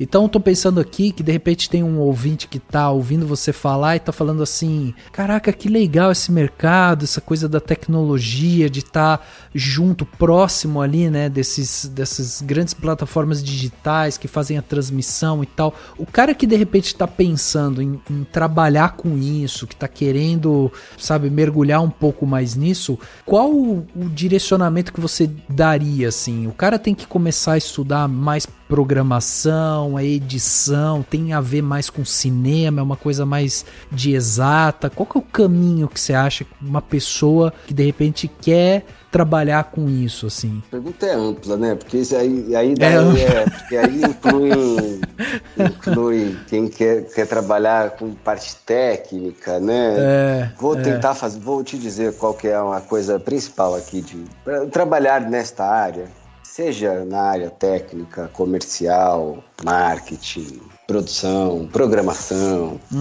Você tem que entender de como se conta uma história, como as pessoas funcionam. Legal. Este é o nosso negócio, a nossa vida aqui, né? É essa conexão entre histórias e pessoas. Sim. Todo o resto, o trabalho de vocês, o meu, da Sofá, da Netflix, do Nolan, do Zé Padilha, de quem você quiser, né? Eles ainda são criativos, eles ainda são criadores, ainda estão em outro lugar, eles estão ajudando a contar a história. Mas todo mundo que está envolvido com o cinema, na distribuição, marketing, comunicação, análise, crítica, qualquer que seja, a gente é só o meio, né? Mas a conexão mesmo, ela existe entre as pessoas e as histórias que elas estão buscando, porque as histórias falam com elas de outra maneira, né? Não é porque o filme tem 2 horas que ele é mais legal, né? Não é porque ele é no celular ou numa tela de 4K, é porque a história te toca ou não, e é você que vai atrás dessa história, né? Porque as pessoas estão buscando alguma coisa para falar com elas, porque é uma busca natural, ou de conforto, ou de provocação, né? É uma dopamina importante na vida das pessoas, história. Então, é muito importante dominar que é esse o lugar em que você está. Independente do que você vai fazer, você precisa dominar e entender a psicologia das pessoas e o poder de contar uma história. Legal. Ótimo conselho esse. E aí, só para fechar mesmo aqui, eu achei interessante que quando a gente começou o nosso papo aqui, você trouxe aquela frase falando sobre filmes como ferramenta de transformação. E aí, ao longo da nossa conversa, você também falou sobre justamente essa conexão com o público, né? Ter um público, saber para quem entregar esse filme. E aí eu achei que são duas coisas que elas meio que se intercalam, né? Porque quando você fala de um filme como o audiovisual, né? Como uma ferramenta de transformação, e você está entregando essa ferramenta de transformação para as pessoas certas, aí você potencializa ainda mais o objetivo, né, daquela obra e tal. Então eu queria saber de você como que você vê os filmes, assim. Os filmes te emocionam, você é um apaixonado pelo cinema, você ainda gosta muito disso, assim, ainda te toca porque hoje você tem uma visão, mas tem uma área comercial, assim, muito latente, né? Mas você ainda se emociona, assim, com os filmes, você ainda gosta? Todo tempo, que legal, que legal. Todo tempo, eu me emociono com as cenas menos prováveis, assim, para alguém que trabalha com isso. Eu continuo me emocionando o tempo inteiro, porque... E se eu não sentir alguma coisa, é porque as outras pessoas também não vão sentir. Tá. Então, é importante você estar aberto para sentir, e uma coisa que é mais difícil na nossa... especificamente em cinema é mais difícil do que em televisão, que é você estar aberto às diferentes formas das pessoas contarem histórias, ou da qualidade, né, da produção. Existe um nível de tolerância à qualidade que é preciso ter nesse momento também do digital, porque a relevância principal da busca do consumidor é a história que consegue falar com ele. Tá. Né? E é isso que a gente busca. Então, às vezes, tem filmes que tem vários problemas técnicos, né? Tem problemas técnicos e problemas técnicos, né? Não é defeito, né? É o que eu estou dizendo. Problema técnico de um roteiro mal, né? Sei lá, mal retrabalhado, uma barriga aqui, uma câmera preguiçosa, coisas do tipo, que como conceito técnico, né? No final vão formar um filme fraco, né? Um filme sem pegada ali e tal, e que eventualmente, né, não vai ter nenhum sucesso.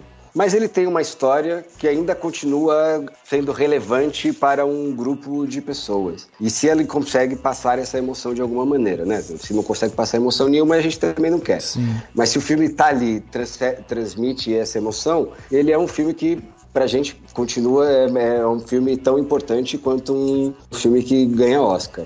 Porque essa conexão existirá, né? Da história com as pessoas, ainda que a gente tenha que ter um nível de tolerância à qualidade de execução técnica / cinematográfica que muitos filmes não conseguem ter, mas estão buscando o seu lugar, a sua história e a sua audiência. E eu ainda me emociono, inclusive, com esses filmes.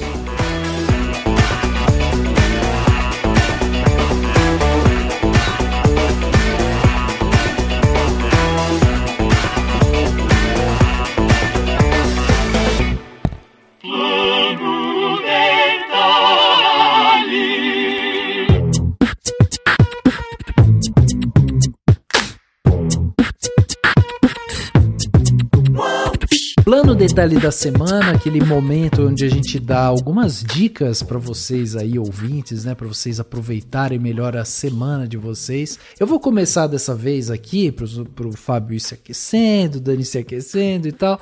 Então, na verdade, eu vou trazer para vocês rapidamente aqui 2 podcasts. O primeiro podcast é o nosso próprio, porque eu achei esse papo aqui tão legal e eu acho que se você quiser se aprofundar ainda mais, quiser entender ainda mais essa cadeia, né, por onde vai passando os filmes, né, todo o percurso que ele vai fazer, a gente tem um podcast Cinemação 364, onde a gente fez o Profissão Distribuidor, né, a gente trouxe justamente o Gabriel Gurman aqui, CEO da Galeria Distribuidora, ele falou sobre o que uma distribuidora faz e o passo a passo, né, de uma distribuidora, do filme dentro da distribuidora, foi um papo muito legal. E também a gente tem o podcast 391, o Streaming como Experiência, onde a gente trouxe justamente o Sóvero Pereira, que é diretor de conteúdo e aquisição do Telecine, onde ele trouxe essa visão, né, de uma plataforma que vai lá escolher, vai lá ver que tipo de filme que ele quer colocar na sua plataforma. E aí é muito legal também porque tem essa preocupação também com o próprio público, né, e como que o filme performa lá dentro. Então acho que são 2 papos aí que vão ajudar bastante quem quiser se aprofundar ainda mais nessa conversa que a gente teve aqui. Agora, fugindo do nosso podcast, que é um conteúdo excepcional à parte, eu vou trazer aqui um outro podcast que eu tenho ouvido, tô devorando ele tem poucos episódios, mas é o podcast da Globoplay, né, que é o A Mão Armada, que é conduzido pela Sônia Bride. Sônia Bride é uma jornalista sensacional, a gente já viu ela várias vezes no Fantástico, Jornal Nacional e tal, uma jornalista muito experiente, e o podcast ele se propõe a discutir justamente a parte de armas dentro do Brasil, não necessariamente a legalização ou a proibição do uso de armas e tal, não isso, mas ela vai falar justamente como é feito o uso da arma dentro do território nacional. E aí é interessante que ela vai passar por casos específicos, como por exemplo a tragédia que a gente teve lá em Suzano, né, naquela escola, quando 2 jovens entraram e assassinaram várias pessoas. Vai falar também sobre o caso da menina Isabelle, que acabou morta, né, por um tiro de uma amiga e tal. Enfim, ela vai destrinchar um pouco esses casos, porque ela vai fazer o percurso da arma, né? Da onde que veio essa arma? Como que essa arma foi parar na mão daquelas pessoas? O que aquelas pessoas tiveram que fazer para ter acesso à arma? E aí, obviamente, ela faz uma correlação com os vários decretos que o presidente da República tem mandado, né, para tentar flexibilizar cada vez mais o acesso às armas. E aí é muito legal você pegar um podcast desse pensando, né, nesse tipo de conteúdo, em como que ele pode ser educacional pra gente, né, em como a gente pode pensar justamente essa questão e a gente tentar racionalizar isso para justamente a gente ter um pouco mais de consciência do que a gente está fazendo e do que o governo está fazendo também em relação a esse assunto. Tem muita coisa para ser discutida, mas é óbvio, é claro, é científico inclusive, né, porque é feito com pesquisa, que quanto maior a circulação de arma numa sociedade, maior o número de problemas que essa sociedade tem. E aí a Sônia Bride brilhantemente vai trazer um podcast jornalístico com depoimentos, o áudio é muito bom, um trabalho de áudio muito bem conduzido. Então fica aqui essa minha dica do podcast A Mão Armada. Links estarão aqui no post desse podcast, então você pode ir lá, clica, você já vai ser direcionado para o podcast em questão, assim como os podcasts aqui da casa que eu também citei, então vão estar aqui todos para você ouvir de uma forma que vai ajudar a esclarecer vários assuntos, né? Então é isso, são esses meus planos detalhes aqui. Fábio, e você, o que você trouxe de bom pra gente aí, pra gente poder consumir, suas dicas pra gente, né? Olha, eu acho que eu vou surfar na sua onda aqui.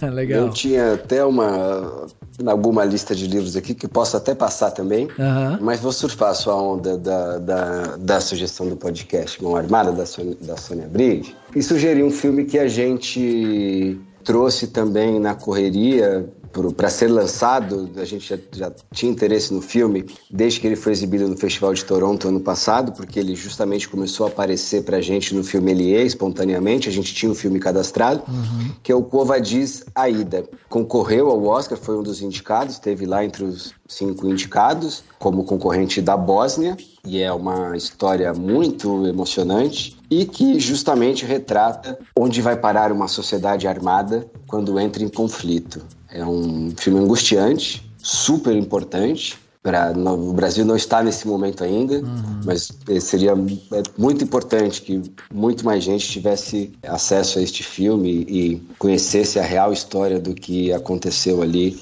no massacre na Bósnia, né, pelos sérvios, e esse trauma de uma sociedade armada, né, que acaba entrando em guerra civil. Aconteceu ontem, pode acontecer a qualquer momento, em qualquer lugar de novo. Então acho que esse filme é muito poderoso e essa é a minha dica. Muito bom, muito bom. Os livros, quer passar os livros pra gente? Eu quero, vou falar de livros aqui porque a gente falou tanto de streaming e tudo mais, e tem uns livros que são importantes para quem quer aqui, né, além da profissão, quem quiser seguir este caminho.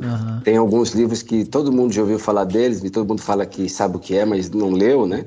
Então o básico é A Cauda Longa, não vale ler no Wikipedia, tem que ler o livro de verdade agora, entendendo qual é a realidade. O outro é O Antifrágil, do Taleb, que vem ali antes do Cisne Negro, né?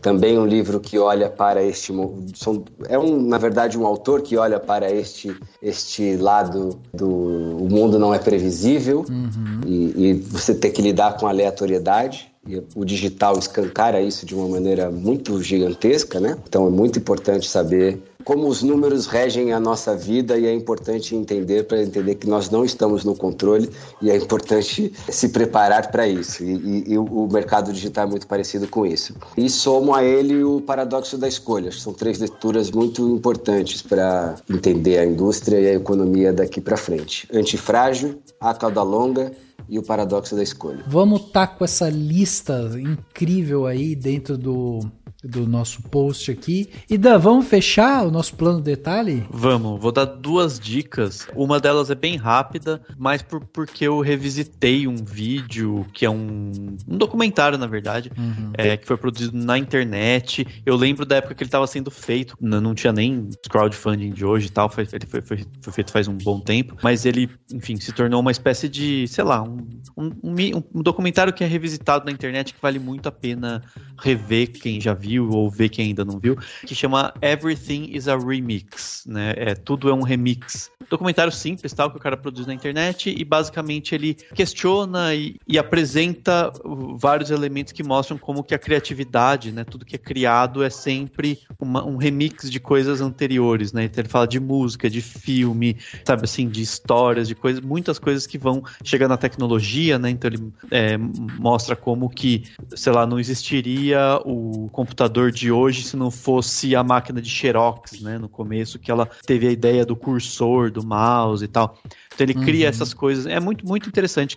Enfim, acho que eu já tinha gostado na época que eu vi um tempo atrás, aí outro dia eu revisitei e falei, cara, que legal, assim, sabe, de rever pra absorver melhor e tal. É muito, muito legal mesmo. E eu vou fazer uma dica mais geral, mas que vou acabar levando pro que eu postei no Cinemação da Mostra de São Paulo, né? Ela tá começando agora, quando esse podcast sair, ela já vai ter começado. Esse ano ela tá híbrida, né? Então tem sessão de cinema, vários filmes que só vão passar no cinema, mas ela continua com a plataforma da Mostra Play, com vários filmes que vão estar disponíveis. Então quem não vai para São Paulo ou não quer ir pro cinema ainda, sei lá, vai ter lá. Eu fiz um artigo no Cinemação, eu selecionei 26 filmes, né, que se destacam, que vale a pena ficar de olho, e muitos deles vão estar na plataforma da Mostra Play. E claro, se quem quiser ir para São Paulo, ver os filmes que vão estar nos cinemas, aquela correria toda, né, de comprar ingresso, tudo vai ser online, mas assim, compra ingresso, vê se tem vagas, tem horário e tal. Inclusive, vários lugares já vão voltar a ter 100% da lotação, então tem essa questão também. Vão poder, né, vão vender todos os ingressos se conseguir. Vale muito a pena, sempre tem muito filme bom e muito filme diferente que vale a pena, e no Cinemação vai ter críticas, vai ter bastante coisa também da cobertura. Então, pra todo mundo que tá ouvindo acompanhar, entrar, pelo menos ver um filme na plataforma, acho que vale a pena, sabe, assim, pra se abrir um pouco pro novo, porque eu acho que tem muita gente que fica só preso no que tá passando, né, nos streamings e nas plataformas, no que é mais popular, e a mostra, ela tem esse, né, o olhar de um festival. Às vezes vai ter filme muito diferente mesmo, vai ter filme muito maluco mesmo, mas tem uns que sempre surpreendem, são muito bons, então fica de olho, pesquisa, você vai achar um filme legal, porque tem bastante coisa boa.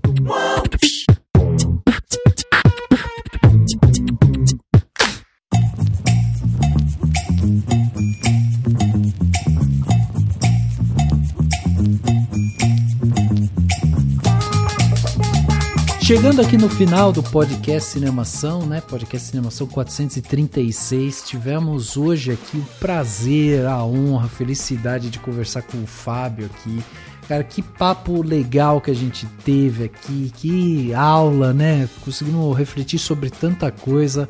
Fábio, eu queria agradecer mais uma vez sua presença aqui com a gente. Foi um papo realmente muito enriquecedor. E queria que você deixasse aí, né, redes sociais que você quiser divulgar, enfim, site, né, também, enfim, o que você quiser divulgar aí pra gente, para que o nosso público possa acompanhar, né, também o trabalho de vocês. E agradecer demais, porque foi incrível mesmo. Eu que agradeço mais uma vez, muito obrigado, é sempre um prazer falar desse assunto, embora eu fale dele o dia inteiro no trabalho e o fim de semana inteiro com a minha família, ainda que riam de mim. Mas não dá para não falar disso, é parte da minha vida, sem dúvida nenhuma. O prazer foi grande, desejo sucesso a vocês. E para seguir a Sofá Digital, a melhor maneira, LinkedIn, né? Seguir ali a Sofá Digital, mas a melhor maneira de entender tudo o que está acontecendo, e a Sofá Digital está ali também, é via Filmelier, acessando o filmelier.com ou as redes sociais, Instagram, Facebook, YouTube. A gente tem marcado bastante presença e sempre tentando ajudar a dar dicas de filmes e onde eles assistirem, onde assistir aos filmes, de novidades de plataformas, preço, promoção. A gente dá muita dica também de como economizar dinheiro e ter apenas prazer sem dor de cabeça. Que demais. Obrigado novamente, Fábio, foi incrível. Dan, obrigado também pela sua presença aqui com a gente em mais um podcast. Eu que agradeço. Obrigadão, Fábio, por ter participado, topado responder as nossas perguntas, nossas dúvidas. E para todo mundo que tá ouvindo, agradeçam o Fábio pelos filmes, porque não tem mais locadora, graças a Deus. Brincadeira, é isso. Tchau, valeu, gente. Valeu. O podcast Cinemação 436 fica por aqui. A gente se vê no próximo.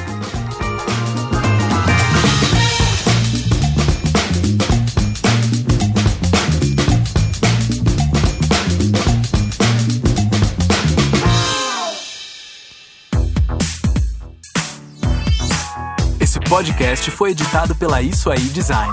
Tudo isso é forma com função. É design estratégico. É isso aí.